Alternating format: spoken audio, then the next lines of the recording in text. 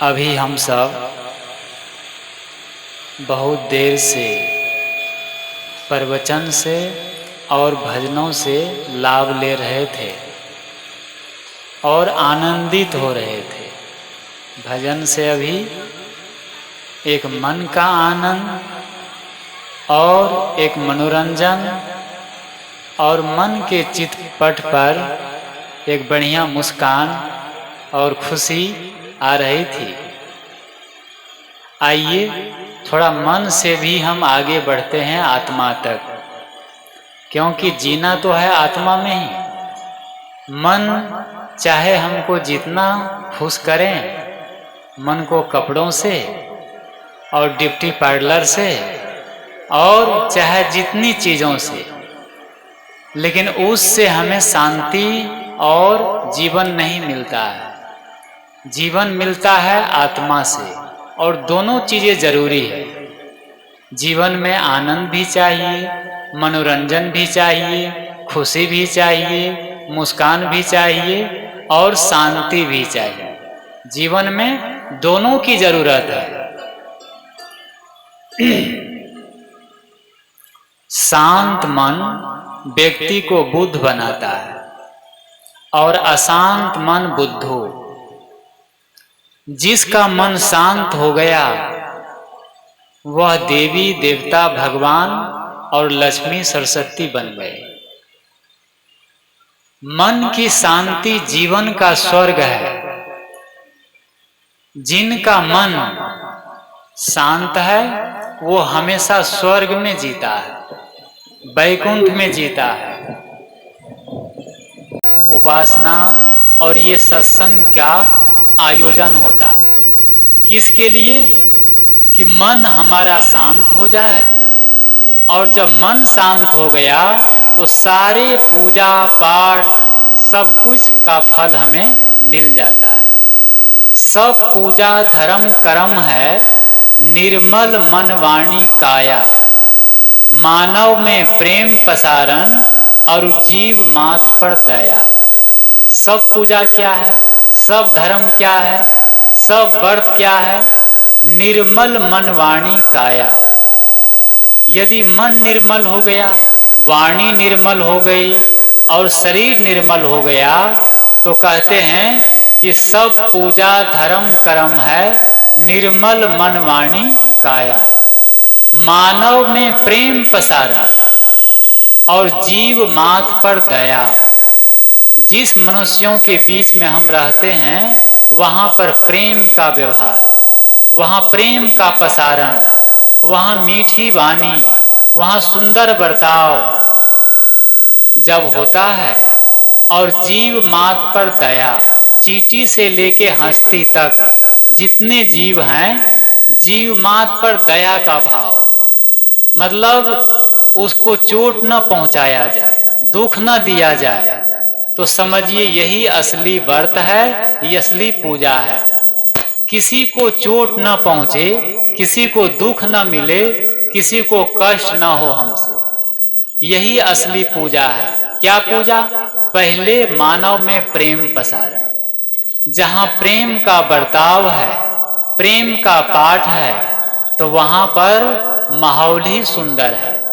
इसीलिए कहा गया है कि होता पाठ प्रेम का निस्दिन, पूजा है कर्मों की, सत अहिंसा जीव दया ही शोभा है जिस घर की। मात पिता और इष्ट देव का होता हर पल मान है, प्रेम की गंगा बहे जहाँ पर वह घर स्वर्ग समान है। कहते हैं कि होता पाठ प्रेम का निस्दिन, जिस घर में निस्दिन प्रेम का पाठ हो रहा है, शांति का पाठ हो रहा है, खुशी का पाठ हो रहा है, आनंद का पाठ हो रहा है, तो समझ लीजिए उस घर में और कुछ पाठ की जरूरत नहीं है। आज घर घर में कौन सा पाठ होता है? रामायण का पाठ, गीता का पाठ, बीजक का पाठ, और भी हनुमान चालीसा, सरस्वती चालीसा, दुर्गा चालीसा, कितने हैं ना। ये सब नहीं करना चाहिए ऐसा नहीं कहा जाता है। सारे पाठ हो, सारे पाठ हम करें, लेकिन उन सारे पाठों को करने के बाद क्या होना चाहिए? प्रेम पाठ। क्या है? वो सारे पाठ हम इसीलिए करते हैं कि हमारे घर में, हमारे जीवन में प्रेम उतरे, प्रेम का पाठ हम कर पाएं, प्रेम से बोल पाएं और शांति से हम जीवन जी पाएं। इसीलिए सारे पूजा पाठ है। तो कहते हैं कि होता पाठ प्रेम का निस्दिन, पूजा है कर्मों की। और पूजा किस चीज का है? कर्मों की। सुबह मीटिंग में मैं कहा था कि कर्मों की पवित्रता, कि अगर कर्म पवित्र है, कर्म अच्छे हैं, तो आपकी तकदीर, आपका भाग, आपकी किस्मत कभी खराब नहीं होती। कहते हैं किस्मत, नियत तेरी साथ है तो किस्मत तेरी दासी, और कर्म तेरे अच्छे हैं तो घर में मथुरा काशी। सबको याद है, बहुत लोग को याद है। क्या कहते हैं? नियत तेरी साफ है तो किस्मत तेरी दासी। नियत कहते हैं हमें अपनी सोच, अपने चरित्र, अपना व्यवहार, अपनी सोच हमारी अच्छी है, हमारी नियत अच्छी है तो किस्मत हमेशा ही अच्छी ही होगी, भाग हमेशा अच्छा ही होगा, तकदीर हमारी अच्छी ही होगी। तकदीर, भाग, किस्मत को कौन लिखते हैं? हमारी नियत, हमारी भावना, हमारी सोच। जिसकी भावना सुंदर है, जिसकी नियत सुंदर है, जिसका मन पवित्र है और जिसका व्यवहार सुंदर है, उसका भाग कभी कुपित नहीं होता, उसकी तकदीर कभी खराब नहीं होती, उसकी तकदीर हमेशा अच्छी होती है, भाग सुंदर होता है और सुख दुख तो मेहमान की तरह आते हैं और चले जाते हैं। जिसके कर्म पवित्र है, नियत सही है, तो उसका भाग हमेशा परफेक्ट ही होता है, सुंदर ही होता है, सही होता है। इसके बाद भी जीवन में दुख सुख आते हैं, हानि लाभ आता है, समस्याएं आती है, तो ये तो मेहमान है। आपके घर में चाहे जो भी हो, मेहमान तो आएंगे, नहीं न्योता देंगे फिर भी आएंगे, है ना? अतिथि आ जाएंगे तो क्या करेंगे? भगा देंगे डंडा मार के। जितना बन सके स्वागत तो करना पड़ेगा। तो कोई दुख को, समस्या को, उलझन को, तनाव को, कोई ये मेहमान है और इसको कोई बुलाता नहीं है, ये अपने आप आते हैं तो आप कहिए स्वागत है ना? समस्या आ गई, उलझन आ गई, दुख आ गया। अभी देखो, कल सत्संग हुआ, गर्मी थी, और परसों तो भयंकर गर्मी थी। हम लोग आए तो एकदम आते ही पसीना और पूरी गर्मी थी। अब गर्मी, सब लोग हताश हो रहे थे, कैसे होगा, लोग आएंगे, गर्मी बहुत है, बहुत गर्मी है। और जब गर्मी हुई, हम लोग शांत, कोई बात नहीं, होगा जैसा होगा अच्छा होगा। ईश्वर जो भी करता है अच्छे के लिए करता है, इसको याद रखिए। अगर भगवान, प्रकृति, विधाता एक द्वार बंद करता है तो हमारे लिए 5 दरवाजे खोल दिए होते, बस हमें दरवाजा खोजना रहता है थोड़ा। अगर एक समस्या आती है तो उसके साथ साथ में भी 5 समाधान परमात्मा भेज देते हैं, गुरु भेज देते हैं। तो इसलिए कहते हैं कि दुख आते हैं तो उसके लिए हमें मायूस नहीं होना। दुख क्या है, सुख क्या है? दुख आए, कहते हैं सुख आए तो समझिए कि मामा जी आए। सुख आए ना तो समझिए मामा जी आए हैं। वो आए हैं तो आप कुछ बच्चों के लिए बिस्कुट लाएंगे, कुछ संदेश लाएंगे, कुछ मिठाई लाएंगे और 100 रुपये के खाएंगे, ठीक है ना? 100 रुपये के आप सामान्य दाल भात सब्जी खिला दिए और चले जाएंगे, और जाते समय बच्चों को 100 रुपये दे के जाएंगे, है ना? जाते समय 100 रुपये दे के जाएंगे। ये कौन है? ये सुख है, सुख। इसका नाम क्या है? मामा जी। थोड़ा सा दिमाग में याद रखिएगा, इसका नाम क्या है? मामा जी। और दुख आए तो समझ लीजिए दामाद जी आए। पहुना, मेहमान कौन आए हैं? दामाद जी आए हैं, और नया दामाद आया है। ये क्या है? ये दुख है। अब सामान्य दाल भात सब्जी से काम नहीं चलने वाला। अब बढ़िया 5 प्रकार की सब्जी बनाओ, पनीर की सब्जी बनाओ और बढ़िया कचौड़ी पकौड़ी और बढ़िया से मेहमान का स्वागत करना पड़ेगा। आखिर दामाद जी आए हैं ना, तो अब आए हैं तो 100 रुपये के भोजन में काम नहीं चलेगा। कितना लगेगा?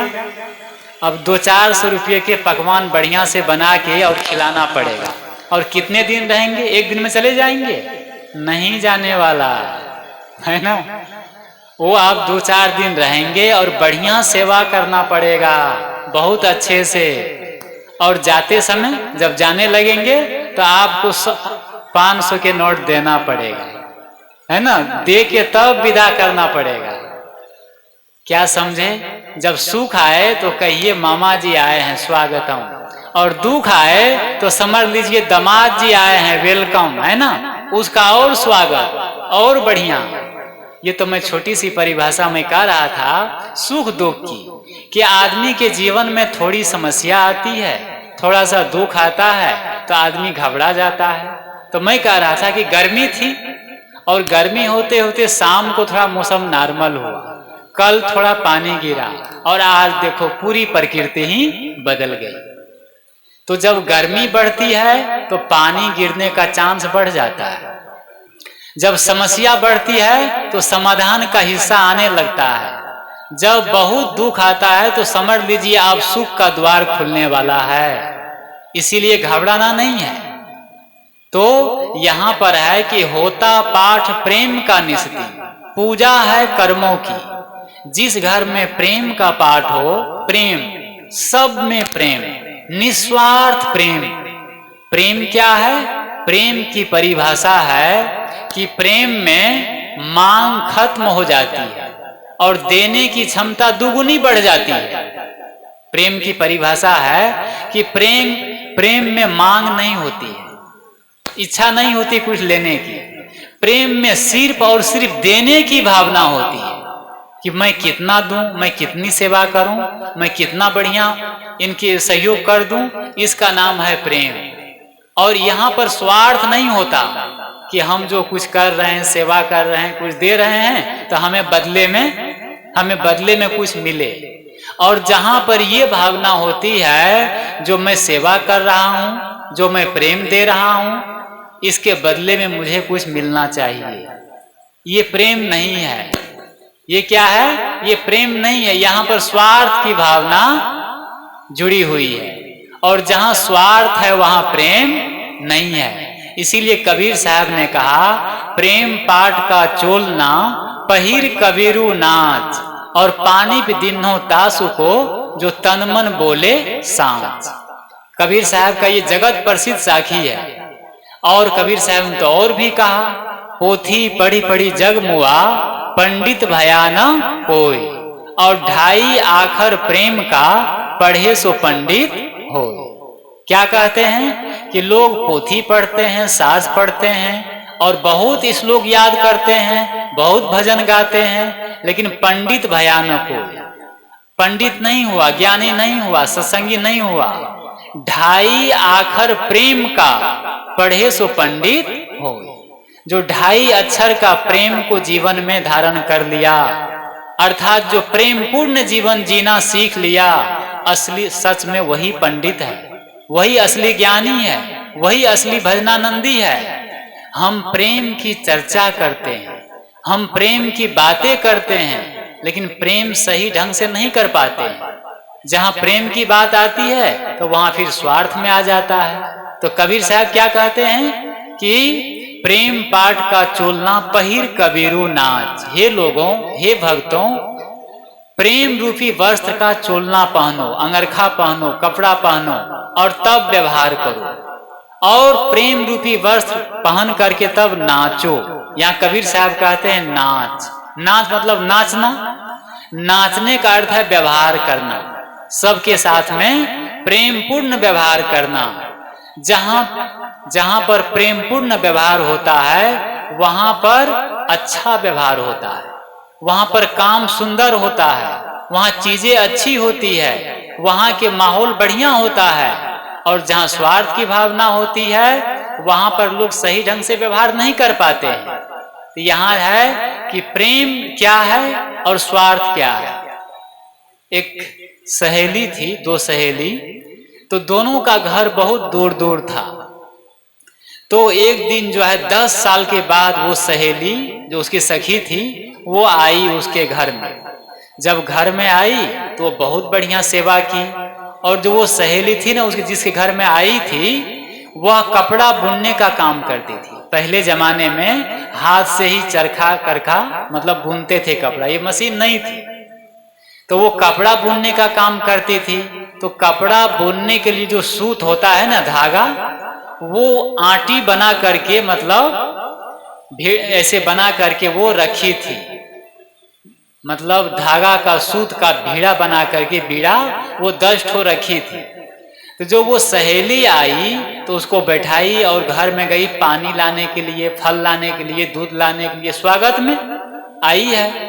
तो वो द्वार पर बैठी है और देखती है कि ये जो गठरी है ना, ये सूत के धागा के ये जो बंडल है ये बहुत सुंदर दिख रहा है, बहुत बढ़िया, कई रंगों का बढ़िया है। तो वो क्या की, उसको एक ठो उठा ली, एक उठा ली और कांख में दबा ली, ऐसे साड़ी से कांख में दबा ली। जब वो आती है तो पानी देती है ना, फल देती है, वो एक हाथ से खा लेती है, बढ़िया खाती है, बातचीत करती है, मुस्कुराती है, इतने दिन के बाद मिली है। तो वो जो घर वाली सहेली है जो, वो देखती है कि यहाँ 10 भीड़ा था, 10 बंडल, 9वें बंडल है, एक कहाँ गया, है ना, एक कहाँ चला गया, यहाँ तो कोई आया नहीं है। बहुत दिमाग लगाती है कि आखिर क्या हो गया, कहाँ खो गया। वो बहुत दिमाग लगाती है और सोचती है कि आखिर गया तो गया कहाँ। उसको पता चल गया कि कोई दूसरा नहीं ले गया है, यहाँ तो कोई है नहीं दूसरा व्यक्ति। वो कहती है कि सखी आप इतने दिन में मिली है ना, इतने दिन में, तो हम लोग जब मिले हैं तो आओ थोड़ा सा नाचते हैं। वो घर वाली सखी कहती है कि दोनों हाथ पकड़ के थोड़ा सा नाचते हैं। तो वो जो सखी थी जो आई थी वो कहती है कि नहीं, मुझे नाचना नहीं आती है, मैं भूल गई हूँ, बचपन में नाचती थी लेकिन अब मुझे नहीं आता है, छोड़ दो। वो घर वाली प्रेस करती है कि नहीं, इतने दिन में अब कहे तो कैसे कहे कि ये बंडल कौन ले गया, और उसको सब पता चल गया था। तो वो क्या करती है, जबरदस्ती उसको उठाती है और दोनों हाथ पकड़ के नाचने लगती है। उसके दोनों हाथ झकझोर के पकड़ लेती है और जैसे दोनों हाथ वो बढ़ाती है तो कांख से वो बंडल है ना, धागा का गिर जाती है, वो नीचे आ गया। क्या है, वो नाचना नहीं चाहती है। क्यों? क्योंकि कुछ दबाई है ना, कुछ स्वार्थ है, कुछ चीज पकड़ के रखे हैं, तो वहां पर व्यवहार आप सही ढंग से नहीं हो पाता है। इसी प्रकार परिवार में, घर में यदि मन में किसी प्रकार का दुर्भावना है, स्वार्थ की भावना है, तो क्या होगा, वहां पर व्यवहार गड़बड़ होगा और हम सही ढंग से व्यवहार नहीं कर पाएंगे। तो ये है प्रेम। प्रेम में मैं कह रहा था कि प्रेम निस्वार्थ होता है, प्रेम पवित्र होता है। जहां पर प्रेम आ गया वहां पर स्वर्ग आ गया। प्रेम में स्वर्ग है और अनासक्ति में मोक्ष है। इसके बाद भी हमारे जीवन में सुख दुख आते हैं और हानि लाभ आता है, जीवन में हम विचलित हो जाते हैं। तो ऋषि ने कहा है, सर्वम परवशम दुखम सर्वम आत्मवशम सुखम एतद विधात समासन लक्षणम सुख दुखयो। ये मनुस्मृति का एक मंत्र है। ऋषि कहते हैं सर्वम परवशम दुखम, सभी प्रकार की परवशता दुख है, और सर्वम आत्मवशम सुखम, सभी प्रकार की आत्मस्वस्था ये सुख है। संक्षेप में सुख दुख की परिभाषा यही है।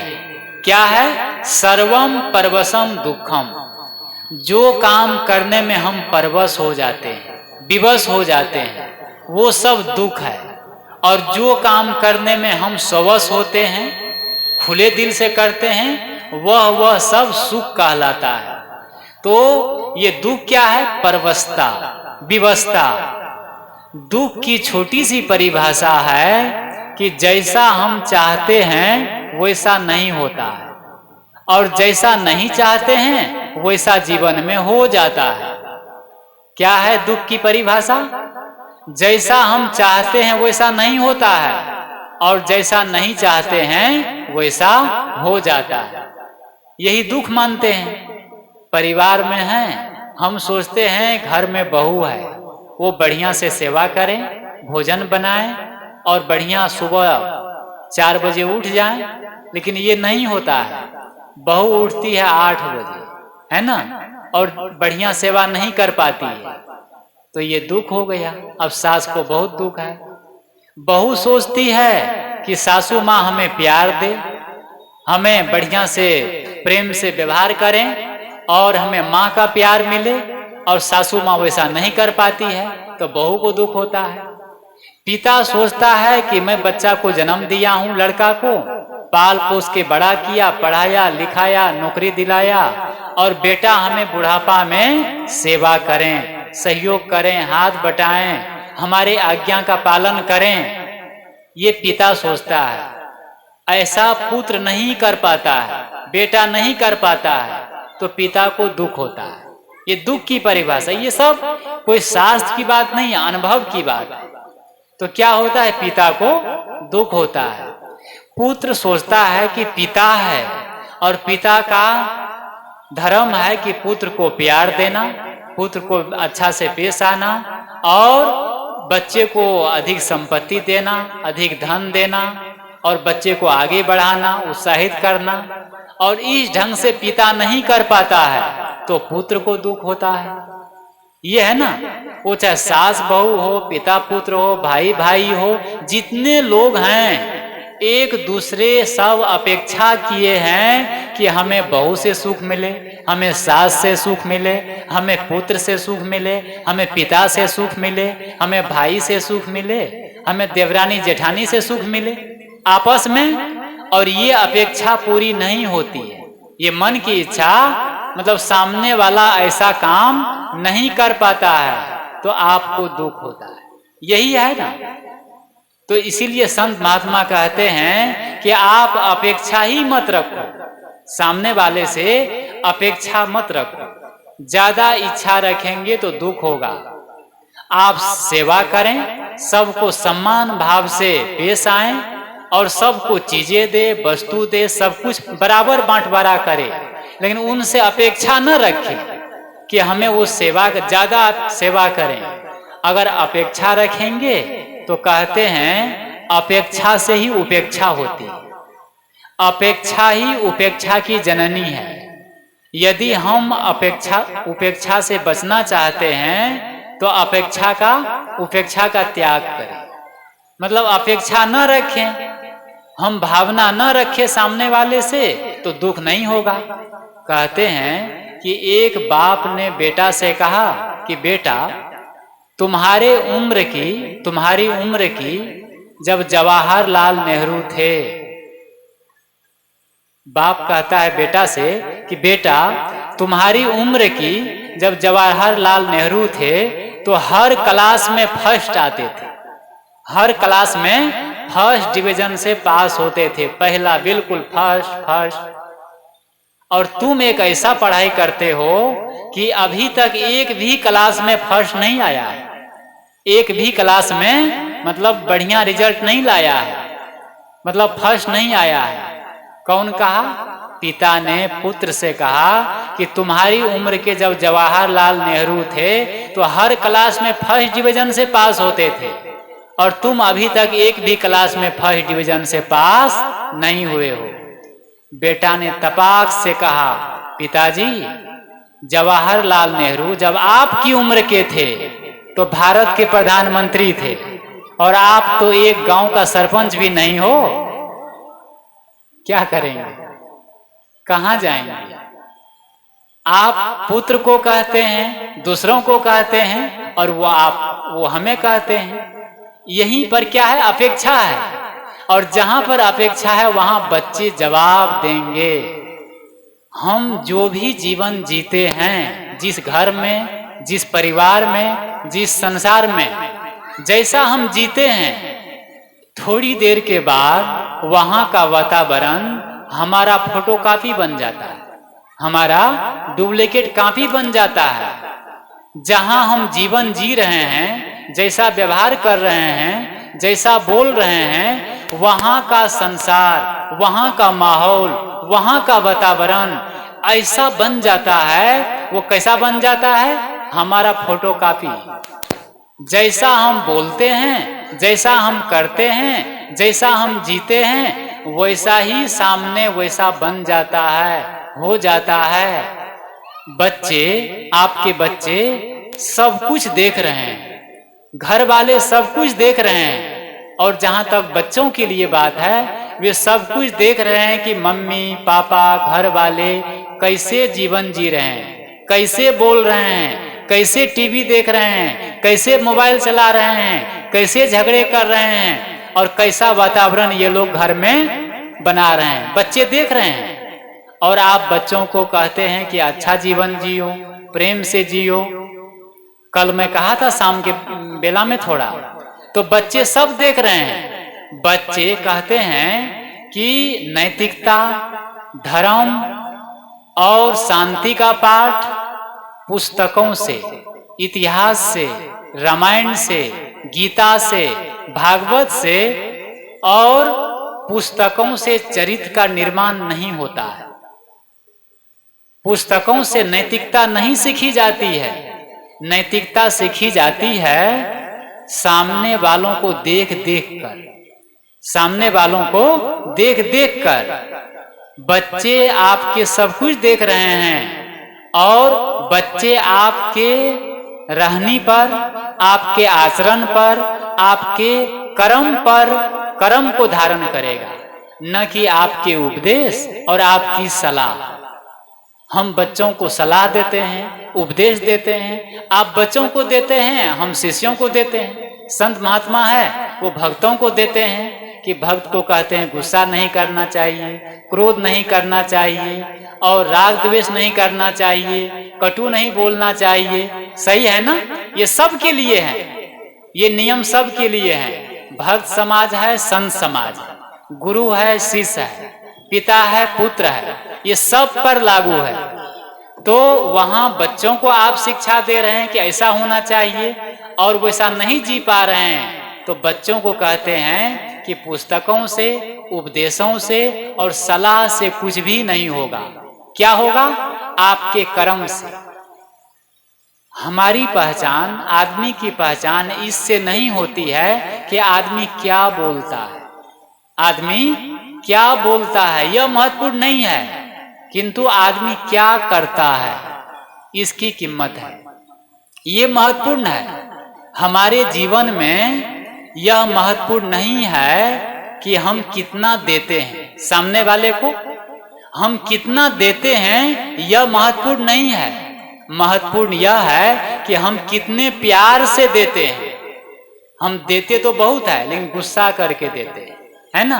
क्रोध करके देते हैं, झुंझला करके देते हैं, कटु बोल करके देते हैं, तो वो देना कोई देना नहीं हुआ। तो कहते हैं कि आप जीवन में लोगों को कितना देते हैं यह महत्वपूर्ण नहीं है, महत्वपूर्ण है कि आप कितने प्यार से देते हैं। आप कितने दिन जीते हैं यह महत्वपूर्ण नहीं है, हम कितने दिन जीते हैं यह महत्वपूर्ण नहीं है। महत्वपूर्ण यह है कि हम कैसे जीते। एक आदमी 100 साल जीता है, 120 साल जीता है, और क्रोध करके, गुस्सा करके, लड़ाई करके, विवाद करके, और गांव में, समाज में गलत आदर्श बना करके जीवन जी रहा है 100 साल तक, तो उस जीवन से क्या होगा? उससे कोई वो जीना सार्थक नहीं है। तो आप कितने दिन तक जीवन जीते हैं यह महत्वपूर्ण नहीं है, जीवन को हम कैसे जीते हैं यह महत्वपूर्ण है। यह महत्वपूर्ण नहीं है कि आप बच्चों को कितने धन दे करके जाते हैं, कितनी संपत्ति दे करके जाते हैं, किंतु यह महत्वपूर्ण है कि आप बच्चों को कितने अच्छे संस्कार दे के जाते हैं। आप बच्चों को कितने अच्छे संस्कार दे के जाते हैं।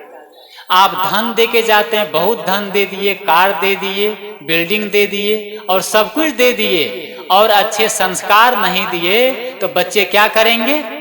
ऋषि ने कहा पूत सपूत तो का धन संचय और पूत कपूत तो का धन संचय। यदि पुत्र कपुत्र है, नालायक है, शराबी है, कबाबी है, तो उसको धन देने की जरूरत नहीं है, क्योंकि वह धन को शराब में, कबाब में उड़ा देगा। और पूत सपूत तो का धन संचय, यदि पूत सपूत है, लायक है, धर्मात्मा है, सेवाभावी है, तो उसको भी धन देने की ज्यादा जरूरत नहीं है, वो अपना ही कमा लेगा, अपना ही उन्नति कर लेगा। तो कहते हैं कि आप, इसका अर्थ ये नहीं है कि बच्चों को देखभाल नहीं करना चाहिए, बच्चों को जिम्मेदारी नहीं मतलब अदा करना चाहिए। बच्चों को अच्छा पढ़ाएं लिखाएं, उसको योग बनाएं, उसको सब कुछ दें, लेकिन सब कुछ देने के बावजूद उसको अच्छे संस्कार दीजिए। आप बच्चों को जन्मदिन में, बर्थडे पर आप गिफ्ट नहीं देंगे तो बच्चे एक दिन रोएगा। बच्चों को जन्मदिन पर आप उपहार नहीं देंगे तो बच्चे एक दिन रोएगा, 1 घंटा रोएगा। लेकिन बच्चों को आप अच्छे संस्कार नहीं देंगे तो वो जीवन भर रोएगा, जीवन भर दुखी होगा। असली धर्मात्मा कौन है? असली भजनानंदी कौन है? असली माता पिता कौन है? वह नहीं जो दूसरों को, एक दिन का कोई आदमी भूखा है उसको आप भोजन दे दिए तो एक दिन पेट भरेगा, सही है ना? भूखे आदमी को आप भोजन दिए तो एक दिन उसका पेट भरेगा, लेकिन उस भूखे आदमी को आप कुछ काम करना सिखा दिए, कुछ कला बता दिए काम करने का, तो वो जीवन भर अब अपना पेट भर लेगा, सही है ना? वो भर लेगा। तो इसीलिए अच्छे संस्कार, ये अच्छे संस्कार कहाँ मिलते हैं? ये अच्छे संस्कार मिलते हैं सत्संग में, संतों के पास, गुरुजनों के पास। जब आप सत्संग में आते हैं, मंदिर में जाते हैं, आश्रम में जाते हैं, गुरुद्वारे में जाते हैं, तो बच्चों को लेकर के भी जाना चाहिए। बच्चों को लेके जाएं, बच्चे जाएंगे वहां प्रणाम करेंगे, बंदगी करेंगे, अगरबत्ती जलाएंगे, दीप जलाएंगे और है ना देव दर्शन करेंगे। तो जो बच्चों को आप देव दर्शन करना सिखा देंगे तो वह बच्चा आपसे कभी दूर नहीं होगा। इसीलिए कहते हैं कि माता पिता वे धन्य हैं जो बच्चों को अपने धर्मात्मा बना दिए, और जो धर्मात्मा बना दिए वे बच्चे आपको आखिरी सांस तक, आखिरी दम तक सेवा करेंगे, आपकी आज्ञा मानेंगे। वे बच्चे श्रवण कुमार जैसे आपको सेवा करेंगे। आज क्या है, बच्चों को पेरेंट्स, माता पिता सब चीज दे रहे हैं, अच्छे कपड़े, अच्छे मोबाइल, अच्छी कार, अच्छे मकान और अच्छे कॉलेज में एडमिशन करा रहे हैं, और महीने के लाखों लाख रुपए दे रहे हैं पढ़ने के लिए, शिक्षा के लिए, लेकिन संस्कार के नाम पर कुछ नहीं कर रहे हैं। तो संस्कार के नाम पर नहीं कर रहे हैं तो बच्चे पढ़ लिख करके क्या बनेंगे? डॉक्टर बनेगा, कलेक्टर बनेंगे, इंजीनियर बनेंगे, और माँ बाप को छोड़ के दिल्ली, कलकत्ता, मुंबई और बेंगलोर चले जाएंगे। वहां दोनों पति पत्नी क्या करेंगे? सर्विस करेंगे। और आप बीमार पड़ गए, फोन करो तो कहेंगे फुर्सत नहीं है। और अगर संस्कार नहीं है उसके पास तो वो बच्चे क्या करेंगे? माता पिता को वृद्धाश्रम में भेज देंगे, कहेंगे वहां जाओ। आज जो वृद्धा आश्रम है, ये बात कई बार कही जाती, देखो जब बीमारी रहती है बुखार का तो वही पैरासीटामोल और वही दवाई बार बार दी जाती है। तो बीमारी समाज में ये ज्यादा है। तो क्या है कि आज जो वृद्धा आश्रम खुला हुआ है, वृद्धा आश्रम में किनके माता पिता ज्यादा है? गरीबों का कि अमीरों का? आप लोग बोलिए, अमीरों का है? अमीरों का है। वे अमीर माता पिता जो अपने बच्चों को पढ़ा लिखा करके डॉक्टर, कलेक्टर, मास्टर, इंजीनियर बनाया और बहुत उम्मीद रखा और संस्कार नहीं दिया, और वही माता पिता आज कहां पहुंच गए? जो संस्कार नहीं दिए तो वृद्धाश्रम पहुंच गए। तो सबको ये थोड़ा सा हमें संवेदना होना चाहिए। ये सत्संग का आयोजन, ये मनोरंजन का आयोजन नहीं है, ये क्या है? मनोभंजन का आयोजन है। मन के विकार धुले, अच्छे संस्कार जगे, सत्संग कराने वाले इतने कठिनता से सत्संग कराते हैं, अर्थ लगता है, श्रम लगता है, मेहनत लगती है, परिश्रम समय शक्ति लगा करके, इसीलिए कि समाज में कुछ परिवर्तन आए, समाज कुछ जागरूक हो, लोग में अच्छे संस्कार जगे। तो मैं कह रहा था कि आप बच्चों को कितने संपत्ति देते हैं ये मूल्यवान नहीं, आप बच्चों को कितने अच्छे संस्कार देते हैं यही असली मूल्यवान है, ये असली चीजें हैं। आप जीवन में दूसरों को कितना प्यार करते हैं, दूसरों को कितना पसंद करते हैं, यह महत्वपूर्ण नहीं है। हमें जीवन में हम दूसरों को कितना पसंद करते हैं, दूसरों से कितना प्यार करते हैं, यह महत्वपूर्ण नहीं है। महत्वपूर्ण यह है कि हम जीवन में स्वयं से कितना प्रेम करते हैं, अपने को कितना पसंद करते हैं। क्या मैं दिल से पूछूं कि हम सब अपने आप को पसंद करते हैं? आप स्वयं को पसंद करते हैं, स्वयं से प्यार करते हैं? अगर मैं कहूं तो कोई पसंद नहीं करता है, स्वयं अपने से प्रेम नहीं करते हैं। अगर प्रेम करते तो क्रोध क्यों करते, मुख से कटु क्यों निकलता, माथा क्यों खराब होता और घर में महाभारत क्यों होता? इसका अर्थ है कि हम अपने को पसंद नहीं करते, हम अपने से प्रेम नहीं कर रहे हैं। लोग कहते हैं कि सामने वाला हमसे प्रेम नहीं करता है, हमसे मीठा नहीं बोलता है, हमको है ना मतलब रिस्पेक्ट नहीं कर रहे हैं। प्रेम, खुशी, आनंद, दुआ, आशीर्वाद ये पाने की चीज नहीं होती है, ये देने की चीज होती है। क्या है? प्रेम दो, खुशी दो, आनंद दो।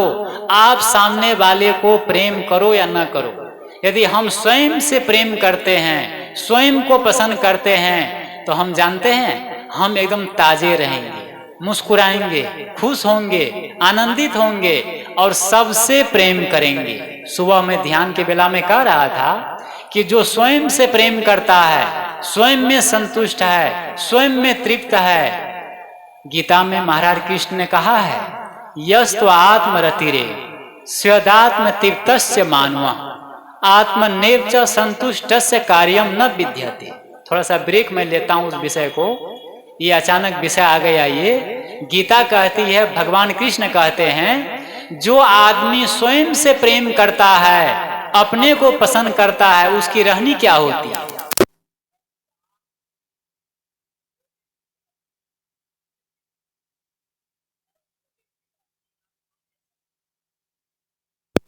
अपनी आत्मा में तृप्त है, तस्य कार्यम न विद्यते, उसके लिए संसार में कोई काम करना शेष नहीं है। उसको किसी से कोई अपेक्षा नहीं है कि दुनिया के लोग हमसे प्रेम करें या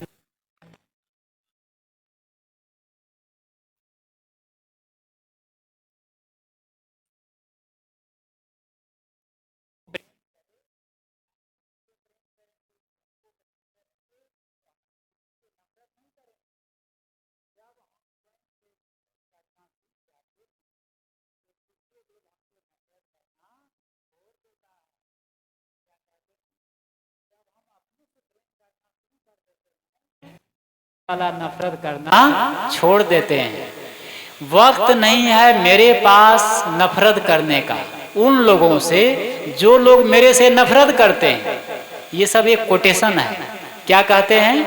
वक्त नहीं है मेरे पास नफरत करने का उन लोगों से जो लोग मेरे से नफरत करते हैं, क्योंकि मैं व्यस्त हूं उन लोगों में जो लोग मेरे से प्रेम करते हैं। प्रेम करने वालों को ही टाइम नहीं दे पा रहा हूं, तो नफरत करने वाले के लिए कहां समय निकालेंगे? सोचिए थोड़ा। कहते हैं कि अगर हम जो लोग प्रेम करते हैं और अच्छे लोगों में आप समय दीजिए, सकारात्मक में शक्ति लगाइए, अच्छी चीजों में अपना मन लगाइए, तो हमें गलत दिशा में कुसंग से हम अपने आप बच जाएंगे ना, बच जाएंगे। तो इसीलिए ये जिंदगी कितनी अनमोल है, तो हमें अपने जीवन में हम स्वयं से प्रेम करें। अंतिम बात महत्वपूर्ण यह नहीं है कि हम जो है जीवन में हमारे पास क्या है। कहते हैं महत्वपूर्ण यह नहीं है कि आपके पास क्या है, किंतु महत्वपूर्ण यह है कि आप क्या है। महत्वपूर्ण यह नहीं है कि आपके पास क्या है, किंतु महत्वपूर्ण यह है कि आप क्या है। पहले कीमत आपकी होगी, फिर वस्तुओं की, चीजों की कीमत होगी। यदि आप रावण है और आपके पास सोने की नगरी है, रावण के पास क्या था? सोने की लंका थी कि नहीं? यदि आप रावण है, हम रावण है और हमारे पास सोने की लंका है, सोने का राज्य है, तो क्या होगा? उसका विनाश हो जाएगा। लेकिन यदि हम राम हैं और हमारे पास कुछ नहीं है, पाँव में चप्पल नहीं है, नंगे पाँव है, वनवासी है और वन में जा रहे हैं, लेकिन विजय निश्चित राम के ही है। सही है ना? तो क्या है, लोग कंपटीशन करते हैं कि मेरे पास ये है, ये है, ये है। कहते नहीं, वो चीजें हैं, वे वस्तु है और उससे आपका मूल्यांकन नहीं होगा।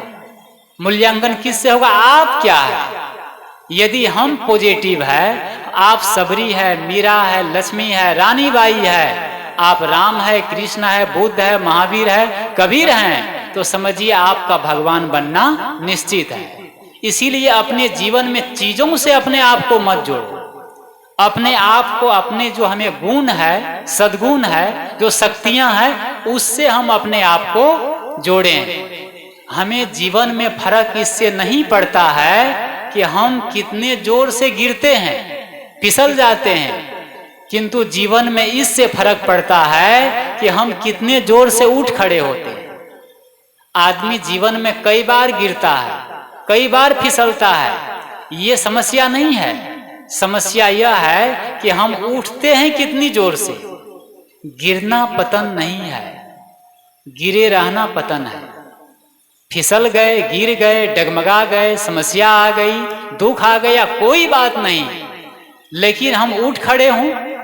जब उठ खड़े होते हैं, फिर से भक्ति करने लगे, फिर से सन्मार्ग में चलने लगे, फिर से अच्छा जीवन जीने लगे, तो जीवन बढ़िया हो जाएगा, सुंदर हो जाएगा। तो मैं ये मूल विषय क्या था कि मूल विषय कि हमारे जीवन में फर्क इससे पड़ता है कि हम क्या है। तो हमें अपने आप से प्रेम करना है, अपने आप को पसंद करना है और अपने आप को जगाना है। जब आप अच्छे बन जाएंगे, आप अच्छे हैं तो बच्चे अच्छे बनेंगे, परिवार अच्छा बनेगा और अच्छा समाज का निर्माण होगा, अच्छा देश का निर्माण होगा। आप भला तो जग भला, जग में कोई है ना बुरा, आप भला तो जग भला। सुख पाने की एक कला, आप भला तो जग भला। हम सुधरेंगे, हम सुधरेंगे, जग सुधरेगा। सही है ना? अभी क्या है हम लोग का कोटेशन कि सामने वाला जब सुधर जाए तब हम सुधरेंगे, है ना? सामने वाले के कारण हम दुखी है ना? सास दुखी है बहू से, बहू दुखी है सास से, पिता दुखी है पुत्र से और पुत्र दुखी है पिता से। एक महिला उदास एक पेड़ के नीचे बैठी थी, आंसू बहा रही थी। दूसरी महिला जा रही थी, उसने कहा क्या हो गई सहेली, क्यों दुखी हो, क्यों उदास हो? उस महिला ने कहा कि सहेली क्या बताऊं सखी, मेरे जीवन में भगवान सारा दुख दे दिया है, सारा कष्ट दे दिया है। कहा बताओ बताओ, मैं कोई हेल्प कर सकूं, क्या दुख दे दिया? उस महिला ने कहा, जो बैठी थी दुखी थी उदास थी, उसने कहा कि मेरा सब दुख है कि जब मैं बहू बन के ससुराल आई तो सास अच्छी नहीं मिली। क्या कहती है? जब मैं बहू बनी तो मुझे सास अच्छी नहीं मिली और अब मैं सास बनी तो बहू अच्छी नहीं मिली। यही मेरा दुख है। और ये दुख उस सासू माँ की नहीं है, सब सासू माँ की है और पिता का भी, वो लोग भी समझ ले। तो आप जब बहू बन करके आई थी तो सास अच्छी नहीं मिली, अब बेटा हुआ, जवान हुआ, शादी किए तब बहू अच्छी नहीं मिली, तो ये सिलसिला कहाँ तक चलेगी? तो भाई बहू को, सास को, पिता को, पुत्र को, सामने वाले को अच्छा मत बनाओ, स्वयं अच्छा बन जाओ। कहते हैं आप अच्छे लोगों की तलाश मत करिए।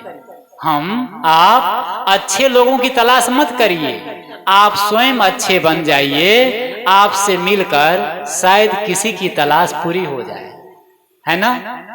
हम अच्छे लोगों की तलाश क्यों करते हैं? हम स्वयं अच्छे बन जाएं तो बहुत काम आएंगे। तो हम लोग को अपने जीवन में जो जीवन के निर्वाण है, जीवन की पवित्रता है, परिवार का एक सुंदर माहौल है, उसके मूल में हम स्वयं है। हम अच्छे बन जाएं, धर्मात्मा बन जाए, अच्छे संस्कारी बन जाए, खुश नसीब आत्मा बन जाए, तो एक सुंदर परिवार, सुंदर संतान, सुंदर बच्चों का निर्माण हम कर सकते हैं।